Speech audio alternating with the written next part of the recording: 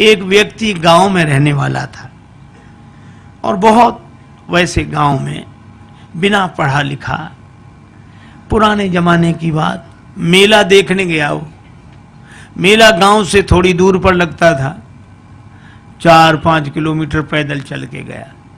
अब मेले में उसने तरह तरह की चीजें देखी। मेला पहली बार देखा था, बड़ा खुश हो रहा था। गांव का रहने वाला आदमी इतनी देर में घूमते हुए गया तो एक जगह उसने एक शीशा देखा, दर्पण, ऐसा आदमकद शीशा जो उसने देखा तो शीशे में उसने स्वयं को देखा। अब वो ये नहीं समझ पावे कि हम ही हैं। और शीशे में जैसे ही इसने देखा तो ये मुस्कुराया और हाथ जोड़ के बोला, भैया राम राम। तो उधर से भी मुस्कुराहट दिखी, भैया राम राम। इसने कहा, वाह वाह, बड़े अच्छे भाई साहब हैं, पहली बार मिलने में भी इतने प्रेम से। अब ये कहे, और भैया सब ठीक है? तो वो भी ऐसे कहे। बस दुकानदार से बोला, ये भाई साहब कितने के दिए? दुकानदार ने सोचा चाहे कोई दर्पण समझ के ले, चाहे भाई साहब, हमें तो पैसे से मतलब। बोले 2 रुपए के। तो मेले के लिए जितना खर्चा लाया था उसने 2 रुपए उसी को दे दिए और दर्पण हाथ में लिया। अब भाई साहब को बार बार देखे, बड़ा खुश हो।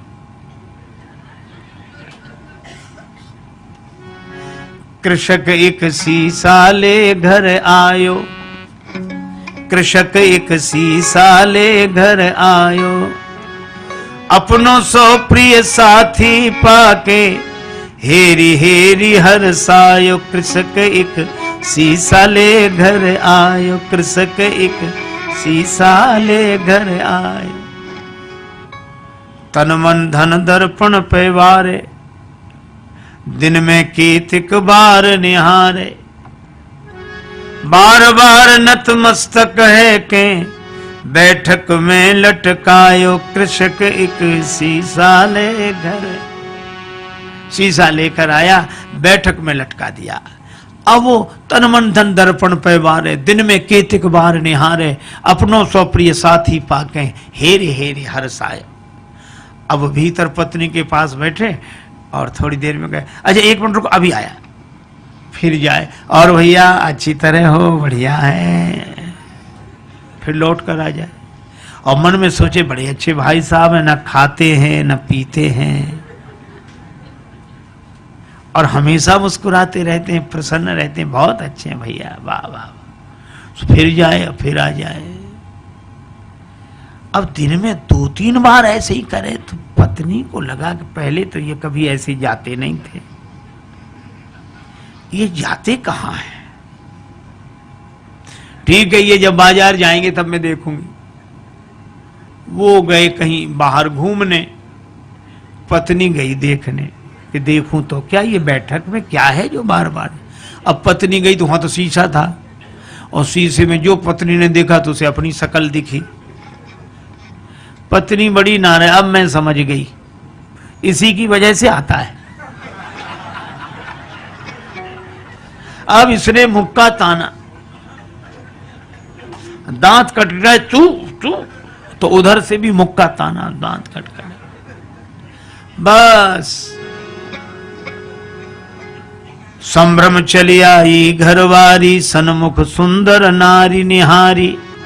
आए गई है सौत हमारी, क्रोध हृदय में छायो। कृषक एक शीशा ले घर आए। अब उसको बड़ा क्रोध हमारी सौत को ले आया है, इसी की वजह से आता है। और बस भाग पड़ी, बस मैं न रहूंगी, विष खेहूं या डूब मरूंगी। विष खा लूंगी, मर जाऊंगी, कुएं में गिर जाऊंगी, बस रहूंगी नहीं, मैं तो अभी जाती हूं चाहे जो कुछ हो जाए। और रोना शुरू किया तो धाई सास बहू रानी ने कैसो रुदन मचायो। कृषक एक शीशा ले घर आए। उसकी सास दौड़ी, क्या हुआ बेटी, क्यों रो रही है, बहू क्यों रो रही है? बहू बोली, अपने बेटे की करतूत देखो, बैठक में किसको लाकर बिठाया, और मैं तो रहूंगी नहीं, चली जाऊंगी। और सास बोली नहीं मैं देखती हूँ मैं देखती हूँ। अब सास गई और सास ने बैठक में जाके जो दर्पण देखा तो उसे बुढ़िया दिखाई पड़ी। दिखेगी तो सास क्या बोली, अच्छा आप भाई राम राम। वो भी राम राम बोली। क्षमा करना बहू समझ नहीं पाई। फिर बहू को डांट कर बोली क्या कह रही है तू, बुढ़िया है वृद्धा माता हमारी उम्र की है, सेवा के लिए लाया होगा। आई चली सास तत्क्षण में वृद्धा दीख पड़ी दर्पण में। बहू से बोली अरी बावरी या बुढ़िया पर मेरो लाल लुभायो। कृषक एक शीशा ले घर आए। अब बहू कहेगा नहीं नहीं तरुणी है और वृद्धा कहे कि वृद्धा है। अच्छा दर्पण ऐसा जो सामने आ जाए उसी को दिखा दे। बहू सामने जाए तरुणी देखो ये बैठी और सास कहे हट मैं देखती हूँ, वो देखे सो वृद्धा देखे। अब सास बहू का झगड़ा, सास बहू का झगड़ा आके ससुर निवारो। ससुर ने कहा क्या है मैं देखता हूं, क्यों ये कलह मचा रखा है। अब ससुर आया, ससुर ने कहा तुम दोनों अलग हो। अब ससुर ने जो देखा दर्पण तो उसे बूढ़ा आदमी दिखाई पड़ा। तो ससुर बोला अरे भैया राम राम आप हो, माफ करना ये समझती नहीं है। दोनों को फटकारा, दाढ़ी वालों पुरुष देख के दोनों को फटकारो। ससुर बोला ससुर अरी मूर्खाओ धर के मानो देह लजाओ, मर न गई तुम नारी पुरुष को भेद समझ ना पायो। तुम स्त्री पुरुष का भेद नहीं समझ सकी। सास कहे नहीं है तो वृद्धा बुढ़िया है। ससुर कहे कि नहीं बूढ़े भाई साहब बैठे, और बहू कहे कि नहीं तरुणी है। अच्छा अब एक बात बताओ, इनमें कौन आदमी गलत बोल रहा है? कोई गलत नहीं बोल रहा है, पर प्रश्न ये कौन सही बोल रहा है? कोई सही नहीं बोल रहा है और कोई गलत नहीं बोल रहा है। इतने में वो व्यक्ति आ गया, गांव में गया था घूमकर। क्या है? मां बोली बैठक में किसको बिठाया है? वो बोला हमारे भाई साहब हैं। बहू बोली भाई साहब है।